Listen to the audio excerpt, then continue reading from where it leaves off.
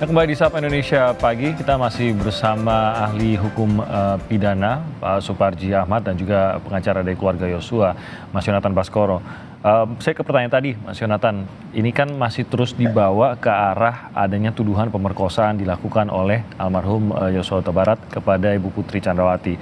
Nah, dalam pemeriksaan ahli, salah satu ahli psikolog Reni Kusumawardani mengatakan bahwa apa yang dikatakan oleh Ibu PC ini layak dipercaya. Klaim yang dikatakan oleh Putri Chandrawati, khususnya dalam pengakuan pemerkosaan yang terjadi terhadap dirinya, dikatakan oleh ahli kredibel. Nah, ini mungkin menjadi sejauh ini ya satu-satunya, saya nggak tahu apakah bisa dikatakan bukti, mungkin Pak Suparji bisa mengkoreksi hal tersebut. Tapi paling tidak ini menjadi petunjuk di dalam pengadilan yang keluar, yang menjadi tuduhan yang serius yang disampaikan terhadap Brigadir Yosua Huta Barat. Tanggapan dari keluarga terhadap hal ini dan apakah benar akan mengambil tindakan atas pernyataan saksi dalam sidang ini? Baik, Mas. Ada beberapa hal yang ingin saya sampaikan di sini. Yang pertama, saya sangat setuju dengan apa yang disampaikan tadi oleh Pak Suparji, yang bahwasannya yang pertama adalah motif itu tidak mengaburkan unsur pembunuhan berencananya, sehingga itu tidak terlalu penting. Kemudian yang kedua, terkait dengan pelecehan seksual yang terus diangkat, itu memang bagian dari kebohongan yang harus konsisten. Karena kalau tiba-tiba ngaku kan tidak lucu. Ini bisa selesai, gitu ya. Kemudian yang ketiga terkait dengan ahli psikologi forensik, saya ingin mengingatkan sedikit di sini bahwasannya ahli yang dihadirkan kemarin itu sempat menjadi ahli ya, ditunjuk oleh Polda Metro Jaya pada sekitar bulan Juli kalau tidak salah, sekitar tanggal 20, yang dimana waktu itu masih ada laporan tentang pelecehan seksual. Nah, di dalam asesmen tersebut, di dalam pendampingannya sudah ada SP3 terkait peristiwa pidana pelecehan pada bulan Agustus. Nah, ini pertanyaannya, apakah masih bisa dibilang kredibel apa yang disampaikan oleh ahli psikologi forensik? Silakan masyarakat yang menilai. Tetapi ini akan saya kaitkan dengan keterangan-keterangan atau pendapat dari ahli-ahli yang lain, yakni dari ahli kriminologi yang menyatakan bahwa bukti pelecehan dan pemerkosaan itu tidak ada, itu harus ada visum. Nah, ini juga sudah dibantah oleh ahli yang lain, ditambah lagi dengan ahli poligraf yang mengatakan bahwasannya kesaksian dari PC itu terindikasi bohong, dan kalau kita lihat minusnya minus 25. Nah, ketika kita melihat fakta di dalam persidangan dengan keterangan-keterangan para ahli, tentu menurut saya keterangan dari dokter dari psikologi forensik ini tidak bisa berdiri sendiri. Jadi harus ada kesesuaian dengan keterangan-keterangan ataupun bukti-bukti yang lain. Nah, ini juga tetap apapun itu jika bertentangan dengan keyakinan hakim, maka hakim akan berpegang teguh pada keyakinannya. Jadi saya rasa tidak ada masalah. Cuman memang harus kita counter ketika di fitnah-fitnah terus almarhum kita dan tindakan tegas kita, ya kita sudah bersiap-siap sebetulnya, sedang mempertimbangkan apakah kita akan melaporkan terkait fitnah terhadap orang mati, karena itu ada ancaman hukumannya begitu. Sisanya nanti mungkin akan dijelaskan oleh Pak Suparji. Saya rasa itu dulu, Mas. Oke, bisa dilakukan hal itu, Pak Suparji. Kesaksian yang disampaikan oleh ahli di dalam persidangan, bisakah itu diperkarakan di luar? Ya, pada dasarnya tidak bisa ya. Karena apa? Karena itu dia diundang dan kemudian dijamin dalam konteks keterangannya berdasarkan peraturan perundang-undangan yang berlaku ya, karena dalam rangka membantu. Namun demikian, ini kadangkala terjadi seorang ahli atas keterangannya berakibat digugat secara perdata gitu ya, karena melakukan perbuatan melawan hukum. Ada beberapa perkara seperti itu, meskipun kemudian itu adalah tidak proporsional. Disitulah yang kemudian hati-hati seorang ahli dalam memberikan keterangan, supaya tidak menyimpulkan, supaya tidak mengarahkan, tapi semata-mata adalah menerangkan dalam konteks membantu majelis hakim untuk melihat perkara ini adalah menjadi terang benderang.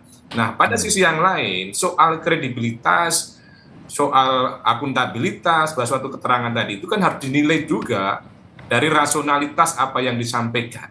Ya. Apakah ini berdasarkan sebuah objektifikasi tentang penilaian-penilaian tersebut atau semata-mata subjektif.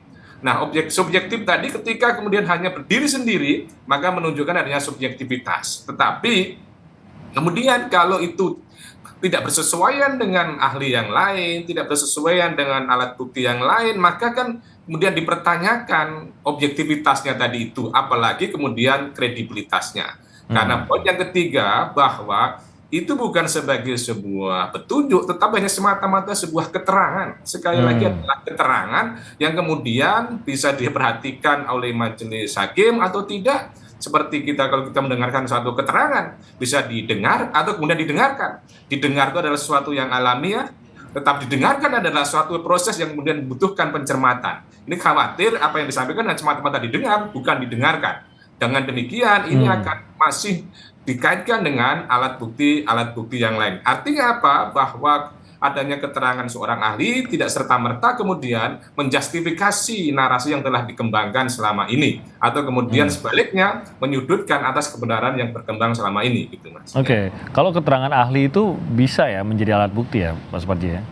Ya, memang terjamin dalam konteks UHAP 184 di samping alat bukti yang lain, apakah saksi, surat, petunjuk, atau keterangan terdakwa. Namun demikian, persoalannya kan ahli ini banyak. Terus kemudian ahli mana mau yang dipakai? Nah, inilah yang akan dilihat oleh hakim. Demikian pula saksi juga banyak. Maka hakim yang akan menilai adalah saksi yang bersesuaian dengan saksi yang lain, saksi bersesuaian dengan alat bukti yang lain. Demikian pula ahli yang akan relevan, yang rasional, yang bersesuaian dengan alat bukti satu dan alat bukti yang lain. Dan inilah dalam rangka menemukan sebuah kebenaran material, kebenaran yang sebenar-benarnya. Jadi berkesesuaian tadi yang seperti yang disebutkan Mas Yonatan, berdasarkan keterangan yang sama, yaitu keterangan apakah terjadi pemerkosaan atau tidak. Kesesuaiannya dengan itu tadi ya Pak ya, poligrafnya, dengan keterangan dari ahli lain juga yang memeriksa Ibu PC, dan nanti hakim akan menentukan yang mana yang akan dipercaya dan mana akan diterima sebagai alat bukti. Ya, betul, karena kalau kita bicara tentang konteks bahwa itu benar adanya akan sulit gitu loh. Karena apa? Karena apa? Proses itu kan sudah dilaporkan, tapi kemudian tadi disebutkan sudah dihentikan. Gimana cara membuktikannya? Apakah kemudian mengatakan bahwa pelecehan seksual atau perkosaan benar adanya itu semata-mata berdasarkan hanya keterangan seorang ahli psikologi forensik? Tentunya hakim tidak akan serta-merta itu karena diragukan tentang kebenarannya, karena tidak ada hubungan dengan alat bukti yang lain, Mas. Oke. Nah, Mas Yonatan, tadi dikatakan bahwa sebenarnya agak sulit kalau mau menuntut sesuatu keterangan yang diberikan oleh ahli di dalam sebuah persidangan. Dan kemungkinan bahwa narasi seperti ini kan akan keluar lagi begitu. Juga di dalam sidang yang mendapatkan sorotan yang besar dari masyarakat gitu. Apa mungkin jalan keluar yang ataukah hanya bisa menerima dan berharap bahwa masyarakat tidak mudah mempercayai keterangan-keterangan yang mungkin tidak sejauh ini belum didukung oleh alat bukti ataupun barang bukti begitu, mengingat tampaknya kalau mau menuntut pun atau memperkarakan hal tersebut ya memang sulit sebenarnya dalam persidangan. Ya baik Mas, ya saya sependapat dengan Pak Suparji, maka dari itu kami sekarang ini sedang menimbang-nimbang untuk melakukan langkah hukum tersebut. Jadi tidak langsung main lapor, tapi kami terus memperhatikan dan melihat bagaimana perkembangan jalannya proses peradilan ini. Tetapi apa yang mau saya sampaikan di sini adalah untuk mengangkat terus pelecehan seksual dan pemerkosaan yang sudah terbukti tidak ada ataupun tidak ada buktinya begitu, sudah dibantah justru dengan ahli-ahli dan memang tidak ada bukti yang terutama yakni visum. Menurut saya masyarakat kita sudah cerdas semua, bisa melihat dan bisa menilai bahwasannya memang itu adalah kebohongan yang harus konsisten yang disampaikan oleh pihak FS dan PC dalam perkara ini. Karena kalau tidak tentu ini justru akan jadi bumerang bagi mereka. Tetapi betul apa yang disampaikan oleh Pak Suparji. Ketika nanti memang di ujungnya mendapatkan putusan dan hakim memiliki penilaian bahwasannya apa yang disampaikan keterangan-keterangan terdakwa yang dianggap mempersulit jalannya persidangan, justru itu akan memperberat hukuman terdakwa itu. Nah, jadi memang sekarang ini kita sudah tidak bisa, khususnya kami tim kuasa hukum dan keluarga sebagai pelapor, sudah tidak bisa intervensi terlalu jauh ke dalam persidangan ini karena pertarungannya adalah pertarungan jaksa penuntut umum bersama dengan terdakwa dalam hal ini diwakilkan oleh nasihat hukumnya. Tetapi yang mau saya bilang satu lagi, Mas, sebetulnya saya juga bingung ini. Ini kan pokok perkaranya adalah pembunuhan berencana. Iya. Pas sampai pengadilan kita ini sepertinya tercampur dengan urusan-urusan lain. Apa itu urusan-urusan lain? Ya ini urusan-urusan pelecehan seksual. Sedangkan itu tidak ada di dalam dakwaan kejaksaan. Tetap saya bingung kenapa masih itu terus dibahas. Artinya ini memang sudah tercampur, itu juga terbukti sampai ada sidang tertutupnya. Nah ini kan menurut saya sudah tidak relevan seperti itu karena yang kita bahas ini pembunuhan berencana, kenapa kita jadi bahas pelecehan seksual? Nah ini menurut saya juga harus dievaluasi. Saya rasa begitu. Adakah kekhawatiran, karena kalau tadi kita mendengarkan sedikit cuplikan dari orang tua dari almarhum yang mengatakan bahwa motif pelecehan seksual ini seakan mencoba mengaburkan motif utamanya atau motif yang sebenarnya begitu. Adakah kekhawatiran kalau tadi kita coba lihat kalau memang ini kasus pemerkosaan yang diangkat terus ada tidak sih untungnya bagi Pak Ferry Sambo maupun Bu Pece, itu pun masih sulit sebenarnya dibaca secara langsung, ya pasti meringankan ataupun menguntungkan dari sisi apa gitu. Tapi adakah kekhawatiran bahwa terus dimunculkannya isu pelecehan seksual ini sebenarnya memang mengaburkan informasi lain dari kasus ini? Adakah hal tersebut ataukah menurut Anda bukan pengalihan tapi memang konsistensi saja dari keterangan yang sudah diberikan dari awal, Mas Yonatan? Ya, kalau kita lihat ini yang mau dibangun memang adalah pembunuhan yang dilakukan karena emosi spontan. Jadi memang ingin mengaburkan pembunuhan berencananya. Kalau saya melihat dengan pola pikir dari tapi kan sebenarnya kalau ada emosi tersebut lalu ada waktu dan perencanaan, ya tetap saja terencana kan begitu, tidak lantas menghilangkan unsur perencanaannya kan? Betul, betul. Karena memang menurut saya dari FS dan kawan-kawan itu sudah kehabisan celah untuk melakukan pembelaan. Saya rasa makanya hal ini teruslah yang diangkat, Mas. Itu yang pertama. Kemudian yang kedua, soal motif ini sebetulnya kami juga mendorong ya. Ini kami menduga motifnya dikaburkan dalam artian sebetulnya bukan itu. Nah ini kan masih banyak keterkaitan lain yang sebetulnya harus digali. Kalau kami justru meyakini dan menduga ini almarhum juga yang dilecehkan oleh PC. Tetapi PC sakit hati lalu bikin skenario sampaikanlah ke FS dengan caranya sendiri. Atau juga ada motif-motif yang lain yang seperti apa yang mendorong dugaan tersebut? Ya kalau kita lihat kan pelecehan terhadap PC tidak terbukti, ya kan? Tetapi itu yang diangkat. Jadi kami menduga ini diputarbalikan dan kita melihat juga karakter PC ini yang terindikasi bohong terus ya. Kita lihat dari awal skenario-nya berubah-berubah. Nah itu tidak menutup kemungkinan justru cerita yang dibangun itu sebaliknya begitu. Jadi kemungkinan apapun itu bisa terjadi. Belum lagi dengan motif-motif yang lain seperti ada wanita keluar dari rumah bangka kalau kita ingat ke belakang. Belum lagi rekening almarhum yang belum dikembalikan sampai sekarang uangnya. Nah ini kan harusnya ditelusuri sebetulnya. Ya harusnya itu juga didalami. Betul. Saya ke Pak Suparji, kalau menurut Anda bagaimana Pak Suparji, khususnya mengenai bahwa ini akan terus, tadi pengacara dari keluarga mengatakan ini tidak seharusnya ini dibawa-bawa ke sana terus, ini seharusnya lebih fokus lagi kepada apa yang didakwakan. Tapi tentu ada kebijaksanaan hakim juga yang diberikan kepada hakim untuk menentukan kemana arah persidangan. Apakah sudah sesuai kalau memang hakim ingin tahu lebih dahulu, ingin clear atau jelas terlebih dahulu, sebenarnya ada tidak kasus pemerkosaan? Pertama, hakim tentunya harus berimbang kan, sehingga ini harus didengar kedua belah pihak.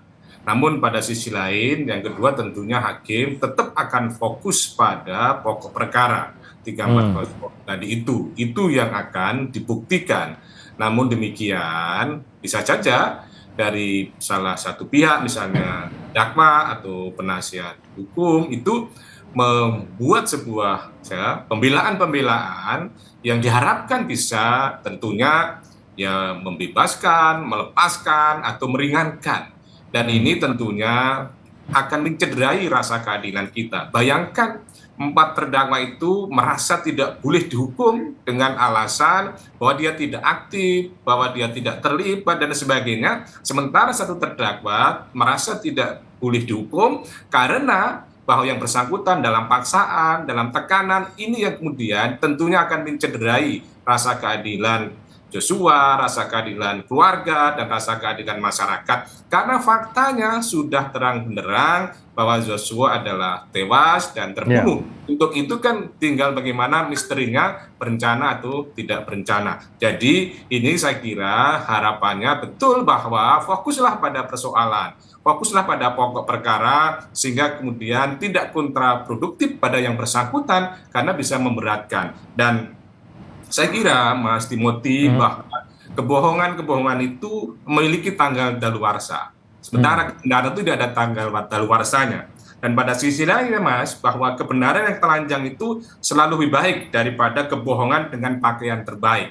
Artinya apa? Pada saatnya nanti bahwa kebenaran yang sebenarnya akan terwujud Mas, itu.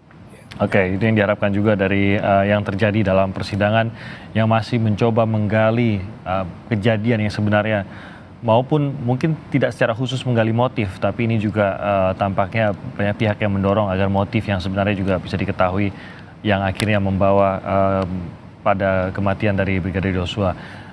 Saya ingin berterima kasih atas waktunya Pak Suparji bersama kami pada pagi hari ini, dan juga Mas Yonatan, terima kasih banyak atas waktunya bergabung bersama kami di Sapa Indonesia Pagi kali ini.